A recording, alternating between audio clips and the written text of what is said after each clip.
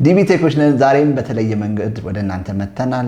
እድሜያችሁ ከ13 እስከ 15 የሆናችሁ ለእናንተ በዚህ ክረምት ውስጥ ልትማሯቸውና በቀላሉ የተወሰነ ነገር ፋውንዴሽን ትይዙባቸው የሚያስፈልጉ ቴክኖሎጂ ኤራዎችን እንዳስሳለን።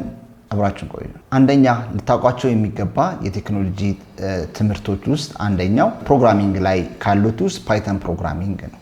ፓይተን ፕሮግራሚንግን ለእናንተ ለምን ልናቀርብላችሁ ወደድን ብለን ስናስብ አንደኛው ኢዚ የሆነና በቀላሉ ነገሮችን እንድንማርና ፕሮግራሚንግ ላይ ኢንተረስት ያላችሁ ልጆች ወደ ፕሮግራሚንግ ለመግባት መንገድ ይሆናቸዋል ብለን የምናስበው ፓይተን ወይ ፓይተን ፕሮግራሚንግ ላንጉዌጅ ነው። ፓይተን ፕሮግራሚንግ ላንጉዌጅን ስትጀምሯቸው ምን በማድረግ ትጀምራላችሁ?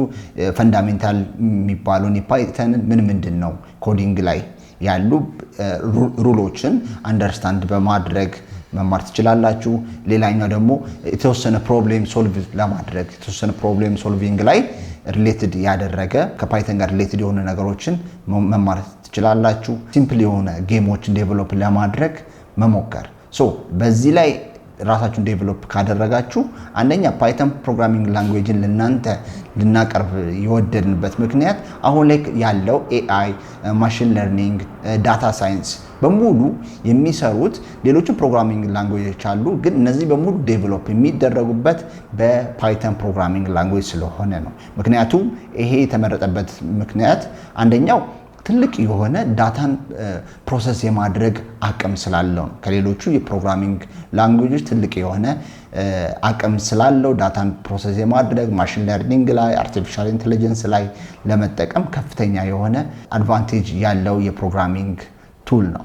ስለዚህ ፓይተን ፕሮግራሚንግ ላንጉዌጅ ፋውንዴሽን ነው ማለት ነው ለኤአይ፣ ለማሽን ለርኒንግ፣ ለዳታ ሳይንስ እንዲሁም ለሌሎቹ ፋውንዴሽኑ ፓይተን ፕሮግራሚንግ ላንጉዌጅ ማወቅና መማር መቻል አለባችሁ። እዚህ ኤሪያ ላይ ፊውቸር ያላችሁና እዚህ ኤሪያ ላይ ለመማር ኢንተረስት ያላችሁ ልጆች ካላችሁ ሪኮመንድ ማደርጋችሁ የፓይተን ፕሮግራሚንግ ላንጉዌጅን እንድትማሩ ነው። ሌላኛው በዚህ ክረምት ልትማሩ የምትችሏቸው ነገሮች ሁለተኛው ነገር ሮቦቲክስ ነው። ሮቦቲክስና ኤሌክትሮኒክስ ነው። እነዚህ ነገሮች ሪል የሆኑ ዲቫይሶችን በእጃችሁ እየነካችሁ እያንዳንዱ ሴንሰርም ይሆናል ሌሎች ሞጁሎችም አሉ። እነዛን ነገሮች ምንድነው የሚሰሩት የሚለውን ነገር ከላይ ያለውን ነገር ለማወቅ መሞከር ያ ለናንተ ይጠቅማችኋል። ምክንያቱም አንዱ ከአንዱ ጋር የሚተሳሰር ነገር ስለሆነ ፈንዳሜንታል የሆነ የፕሮግራሚንግ ላንጉዌጅ በፓይተን ካወቃችሁ ያን ፓይተን ፕሮግራሚንግ ላይ ኤአይ መስራት ከፈለጋችሁ እነዛን ኮድ ረን የምታደርጉባቸው እነዚህ ኤሌክትሮኒክሶች ላይ ነው። እነዚህን ኤሌክትሮኒክሶች ምን እንደሆኑ የተወሰነ ቤዚክ የሆነ ነገር አንደርስታንድ ካደረጋችሁ ኔክስት ለምታስቧቸው ነገር ፊቸር ሮቦቲክስ ጋር ሪሌትድ የሆኑ ስራዎችን ለመስራት የምትፈልጉ ከሆነ እንደ ፓዝ ይሆናችኋል ማለት ነው። ሌላኛውና በሶስተኛ ደረጃ ያስቀምጥልናችሁ አርቲፊሻል ኢንተለጀንስ ነው። አርቲፊሻል ኢንተለጀንስ ምንድነው? እንዴት ነው ኤአይዎችን አሁን ብዙ ኤአይዎች አሉ፣ በተለያየ ዘርፍ ላይ ያሉ ኤአይዎች አሉ። እነዛን ኤአይዎች እንዴት ነው የሚሰሩት የሚለውን ነገር አንደርስታንድ ለማድረግ በተወሰነ መንገድ በቤዚክ በሚባለው ሌቭል አንደርስታንድ ለማድረግ መሞከር። ሁለተኛ ነገር ደግሞ ፕሮምፕት ኢንጂነሪንግ የሚባል አለ።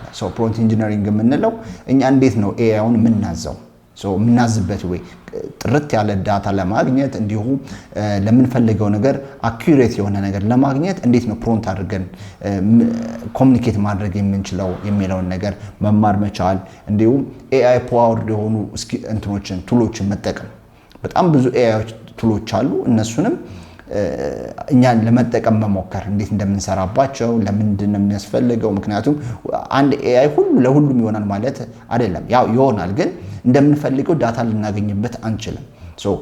ስፔሲፊክ አድርገን ይሄን ኤአይ ለዚህ ብንጠቀም ይሄን ኤአይ ለዚህ ብንጠቀም ብለን ለምንፈልገው ነገር ጥርት ያለና ኤፊሽንት የሆነ ስራን ለመስራት እነዚህ ነገሮች በመጠቀም ኤአይ ላይ ቤዚክ የሚባለውን ኖሌጅ እና ስኪል ማዳበር ትችላላችሁ። አራተኛው በዚች አጭር ጊዜ ውስጥ ልትማሩት የምትችሉት ዌብ ዴቨሎፕመንት ነው። ዌብ ዴቨሎፕመንት የዌብሳይት ዴቨሎፕመንት ሲሆን እነዚህም ቀለል ያሉ ዌብሳይቶችን ዲዛይን ለማድረግ መሞከር መቻል ነው። እነዚህ ነገሮች እንዴት ነው ዲዛይን ለማድረግ ምንም ማረበት ካላችሁ ቱሎች አሉ። HTML አለ፣ CSS አለ፣ ጃቫስክሪፕት አለ፣ እንዲሁም ሌሎች የሪያክት እንትኖች ፍሬምወርኮች አሉ።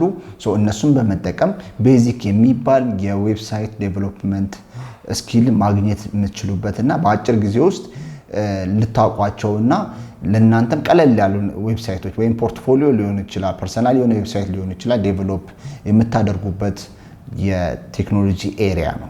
እነዚህን ያየናቸው የቴክኖሎጂ ኤሪያዎች ላይ ፕሮፌሽናሊ ወደፊት መጓዝ እንፈልጋለን የምትሉ ሪኮመንድ ባደረግናችሁ በእነዚህ በቴክኖሎጂካሊ ኤሪያዎች ላይ ለተማሯቸውና ፊውቸር መስራት የምትፈልጓቸው ካሉ መርጣችሁ ከነዚህ ውስጥ በጊዜ መጀመር የምትችሏቸውና በአጭር ጊዜም ተወሰነ ፋውንዴሽን ማግኘት የምትችሉባቸው ኤሪያዎች ናቸው። በተጨማሪም አሁን ባየናቸው የቴክኖሎጂ ኤሪያዎች ላይ አድቫንስ ማድረግና ፕሮፌሽናል መሆን የምትፈልጉ ካላችሁ ከታች አስተያየታችሁን እንደተለመደው አስቀምጡ።